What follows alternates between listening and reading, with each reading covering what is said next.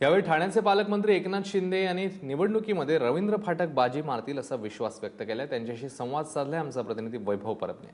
अनुभवी खिलाडी राष्ट्रवादी काँग्रेसचे वसंत डावखरे जे नेहमी डावपेच आखत असतात आणि दुसरीकडे एक विजयाच्या प्रतीक्षेत असलेले रवींद्र फाटक, कशी बघताय निवडणूक? काटेकी टक्कर वगैरे काही नाही। महायुतीचा विजय निश्चित आहे आणि महायुतीचे उमेदवार रवींद्र फाटक यांचा प्रचंड मताधिक्याने विजय होईल।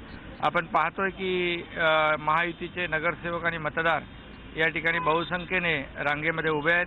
त्यांच्यामध्ये उत्साह या ठिकाणी पाहायला मिळतोय आणि असं चित्र संपूर्ण 13 मतदान केंद्र आहेत त्या ठिकाणी आहे। त्यामुळे निश्चितपणे हा विजय मोठा असेल। साहेब, तुम्ही ठामपणे सांगताय की विजय निश्चित असेल, पण अखेरच्या क्षणी डाव पलटण्याची ताकद डावखऱ्यांकडे असं आहे असं म्हटलं जातं। इथे महायुतीचे कार्यकर्ते मनापासून जेव्हा काम करतात त्यावेळेस कुठल्याही कुणाचेही डाव खरे होत नसतात। महायुतीचेच जे जिंकण्याचं जे काही रणनीती आहे त्याच्यामध्ये महायुती जिंकत।